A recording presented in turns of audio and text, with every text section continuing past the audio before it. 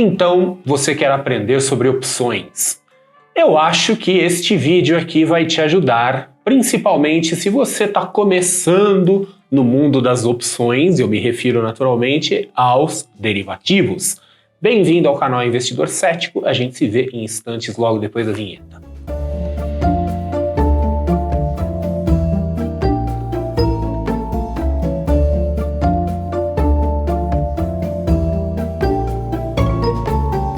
Então você quer aprender sobre opções. O que nós podemos fazer com as opções e, mais importante, nesse vídeo eu quero passar um pouco daquilo que eu aprendi como professor de finanças sobre o porquê algumas pessoas têm tanta dificuldade em aprender sobre opções e entender as opções. Eu tenho aí alguns insights aí que eventualmente podem te ajudar se você faz parte desse grupo que ainda dá umas derrapadas aí no mundo das opções. Mas vamos lá. Existem basicamente 3 coisas que, na minha visão e na minha experiência, fazem com que as pessoas percebam as opções como se fosse uma coisa muito complexa, quase impenetrável, assim, para pessoas comuns. Então, a primeira delas é que existe, sim, uma complexidade aumentada. Então é complexo porque é complexo. Porém, não é exageradamente complexo. Quer dizer, operar com opções não é mandar um foguete para a Lua.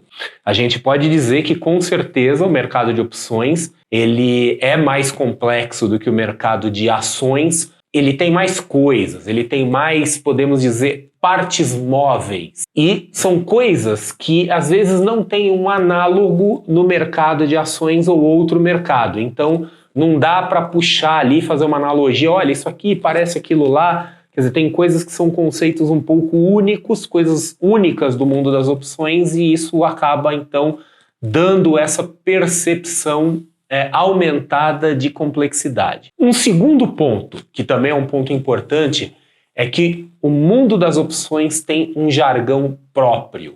E a pessoa que não dominar esse jargão vai se enroscar.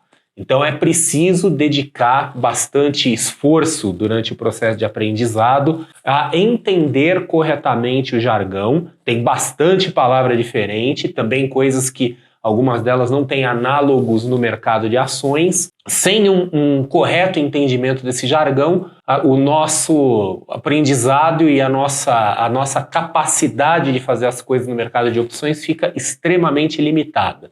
Então, dá um exemplo aqui de alguns jargões, né? Nós temos opções de compra e opções de venda. As opções de compra, elas são também referidas pelo nome em inglês call. E as opções de venda referidas pelo nome em inglês put.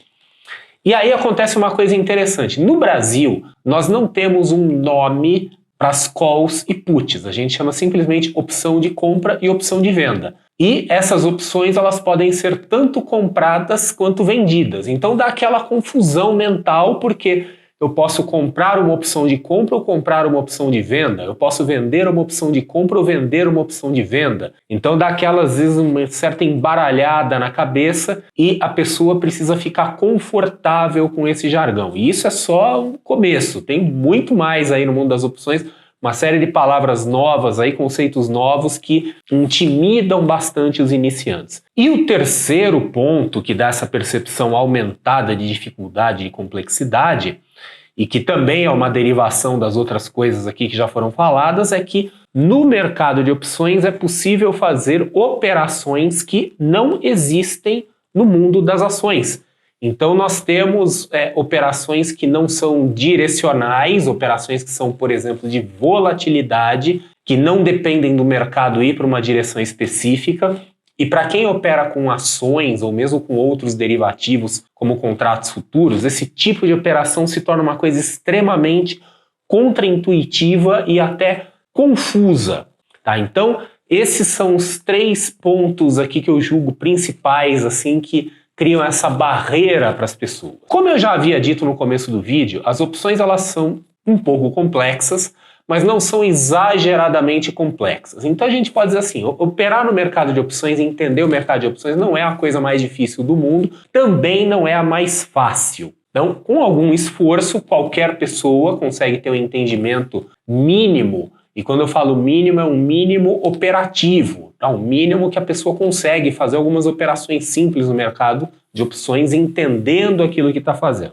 E para ajudar um pouco, então, na questão do aprendizado, né, porque a gente já sabe, então a gente já viu fatores que criam aquela intimidação, que criam aquela barreira. Vamos falar agora sobre alguns mitos das opções que os iniciantes costumam também carregar aí quando eles se aventuram no aprendizado de opções. Então, primeiro mito, esse é um mito que é muito presente, que eu percebo em muitas pessoas, é o mito de que para entender as opções, você precisa primeiro desenvolver um conhecimento muito avançado do mercado de ações.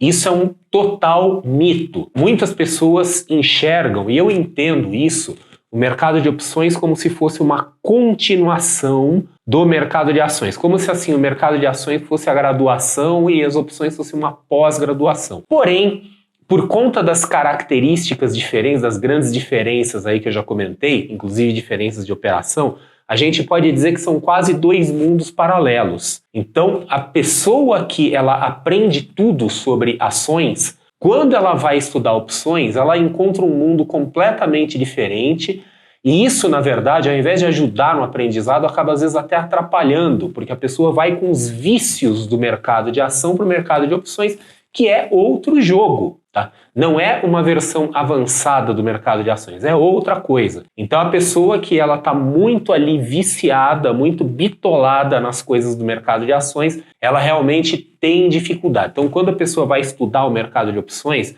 eu gosto de recomendar que ela vá assim com a mente aberta e procure esquecer tudo que já aprendeu, é como se fosse aprender tudo do zero de um assunto novo.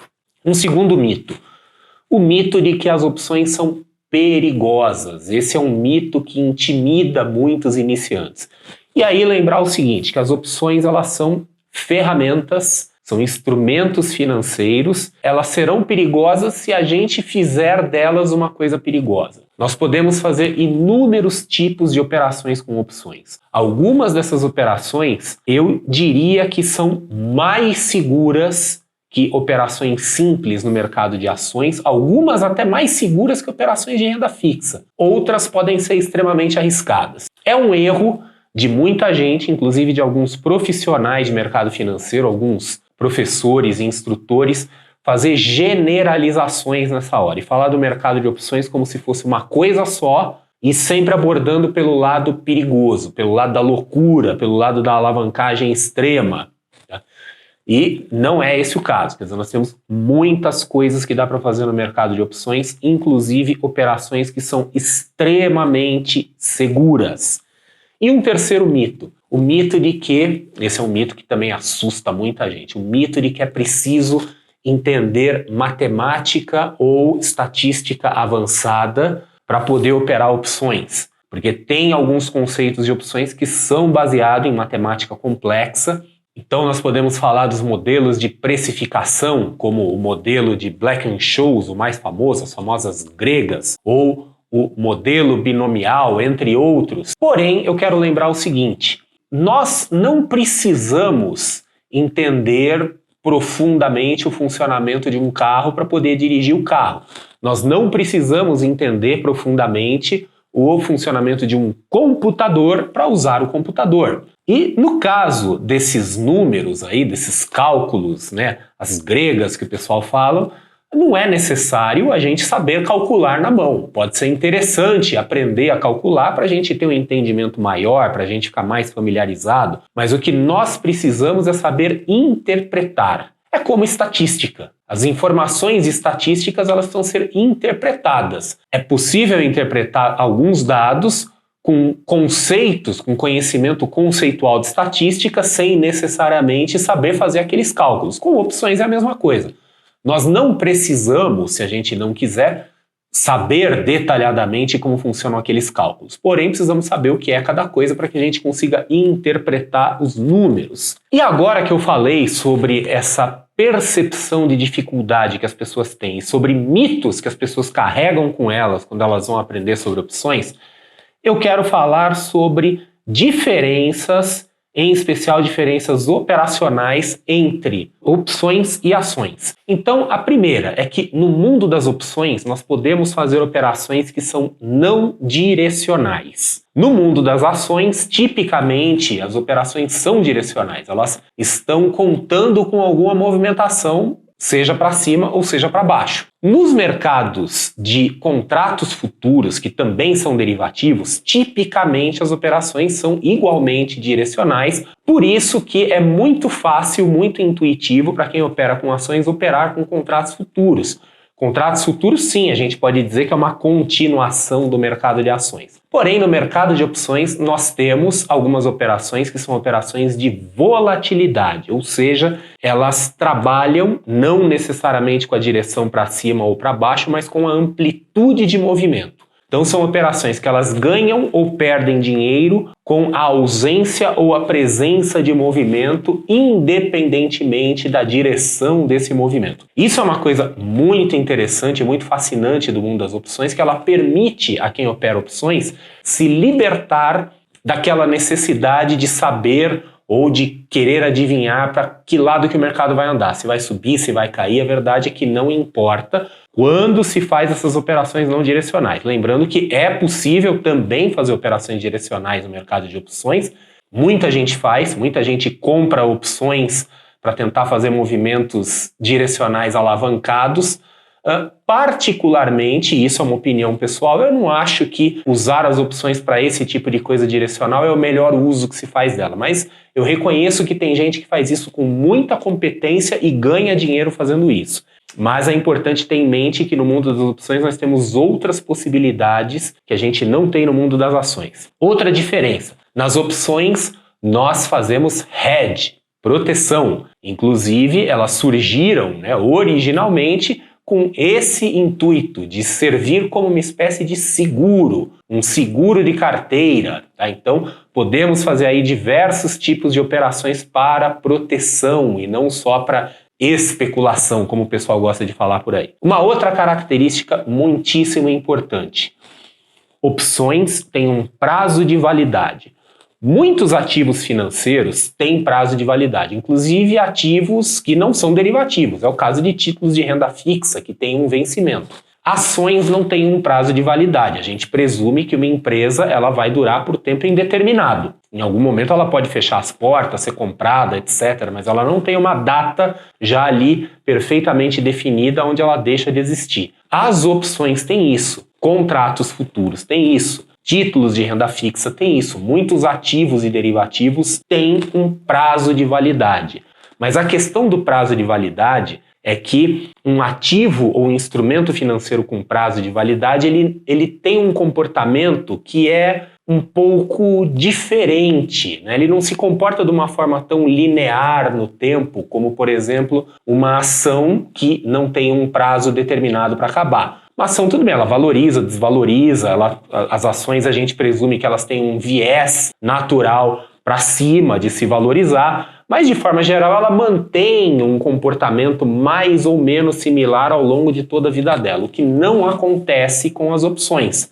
Inclusive, eu gosto muito de fazer a comparação das opções com organismos vivos, pessoas, animais, que nós também não funcionamos igual ao longo do tempo. A gente tem diferenças, né? Então, quando a gente está no começo da vida, as coisas às vezes acontecem de uma forma um pouco mais acelerada, aí outras coisas acontecem de outro jeito, e quando a gente chega no final da vida, a gente começa a ficar ou um pouco caído, ou então dá uma acelerada de vez. Então, organismos vivos, né, têm um comportamento não linear ao longo do tempo e opções acabam tendo esse tipo de coisa, né? Opções, o efeito do tempo é muito forte nas opções, a gente vê que elas começam a se comportar de um jeito bem diferente à medida que elas vão se aproximando do seu prazo de validade. E um outro fator aqui importante de diferença é que as opções, elas têm aquilo que se chama de prêmio, é o que a gente paga pelas opções ou o que a gente recebe pelas opções. Então, o prêmio, a existência do prêmio, quem compra paga prêmio, quem vende recebe prêmio, tá? Que é o preço da opção,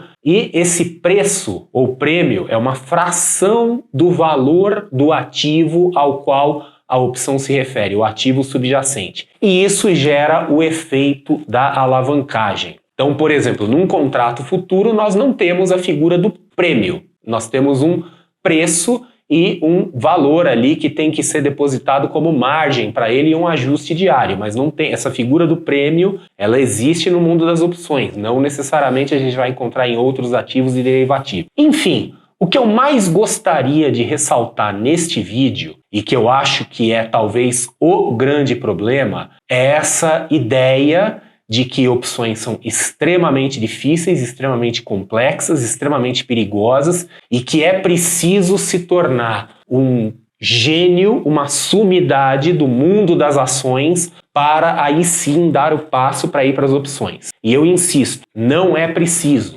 Qualquer pessoa com um conhecimento minimamente funcional do mercado financeiro como um todo pode ir para o estudo de opções sem ter que estudar todos os detalhes e todas as minúcias do mercado de ações, porque, de novo, são mercados que têm grandes diferenças e os conceitos de um não necessariamente vão estar nos conceitos de outro. Então, se por alguma razão você se interessa por opções, quer estudar opções, mas está inseguro porque acha que ainda não tem um conhecimento muito aprofundado de outras coisas do mercado financeiro, ignore isso, entenda o mercado financeiro, obviamente, tem que ter algum entendimento, mas vá para os estudos, ignore isso.